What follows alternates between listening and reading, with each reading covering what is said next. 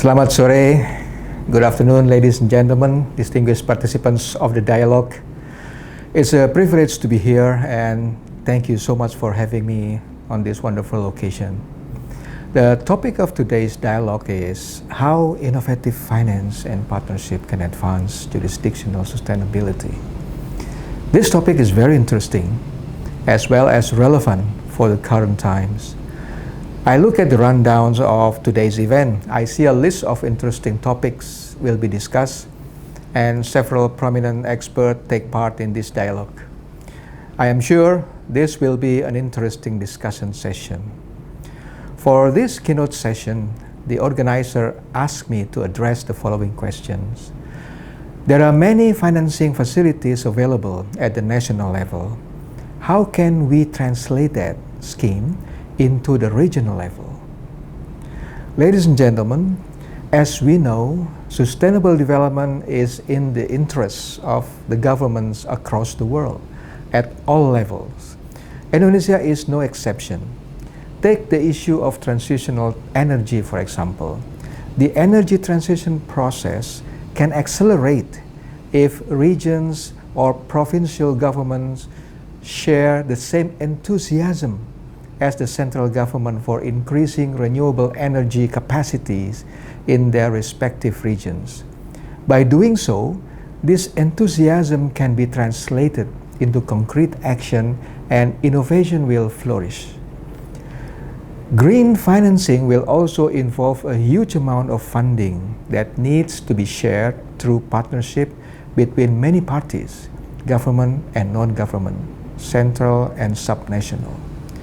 To finance our climate change mitigation effort, for example, in order to reach the targeted NDC's goal, for example, we would require a total cumulative funding of no less than $365 billion between 2020 and 2030, in which government can only cover 27%, while the private sector can contribute up to 33%. So, we are still 40% short of our target. The government has a range of fiscal tools at their disposals to help attract investment toward the electronic vehicle and renewable energy industries. For example, the central government could help allocate funds through the organization of relevant sectoral and ministerial budgets. Meanwhile, provincial government budgets are supplemented by several specific grants such as the DAK, Dana Alokasi Khusus Fisik, that can be used for food, water, health, forestry management, and environmental management. Or they can use DAK non-fisik for waste management. And they also have Dana Insentif Daerah, or Regional Incentive Fund for performance-based waste management. Or they have Dana Desa, or Village Fund, that can be used for low-carbon alternative energy and other ecological fiscal transfer methods available within the state budget. Well, these financing facilities are already available at the national level and can be used by regional government as well. In fact, these schemes are already embedded in regional budget allocation. But questions: will this scheme be able to ensure the commencement of real concrete programs which will improve environmental quality in regional areas? Will they be able to stimulate sustainable development in these areas? Well, before that, there are three problems that must be addressed beforehand. First, it depends on how we measure sustainable development. We still don't have a sustainable development calculator or similar mechanism which can consistently monitor progress. However, the recent green taxonomy by the OJK can help identify which sectors or activities are green so that the budget can be directed toward them. giving more clarity. Government institutions at all levels need to ensure that firms and companies will improve their disclosure. Meanwhile, regional governments, with the help of local universities and experts, can start to develop their own ESG readiness criteria as a guide for local economic activities.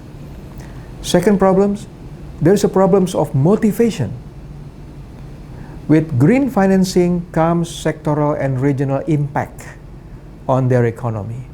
Some sectors, notably mining, are heavily affected, and some green policy will dwindle regional economies of resource-rich regions such as Sumatra, or in Kalimantan, or Sulawesi, or Papua.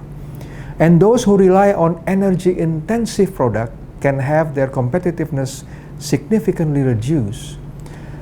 Segments of a local public who are mostly low income naturally consume more carbon-intensive products rather than green products due to convenience and price. Therefore, green policies such as a carbon tax, for example, will be unfairly imposed on them. If this happens, this will guarantee low motivation to utilize the available financing facilities toward green activities, as it will have a detrimental effect to their competitiveness and income. The third problem is the uneven, inconsistent level of understanding and awareness. While much of the public is fully aware of the benefit and costs of being green, many more do not share the same awareness or perceive importance. Any new environmental fiscal strategies should be approached with caution and precision. How many people can you say truly understand what green bond or Sukuk framework or SDG government securities framework are? Climate finance is still in its infancy, particularly when it comes to implementations. There is still a lot of room for improvement. So, ladies and gentlemen, I think that's all that I will share with you today. I wish you all an insightful afternoon. So enjoy the rest of the discussion. Thank you.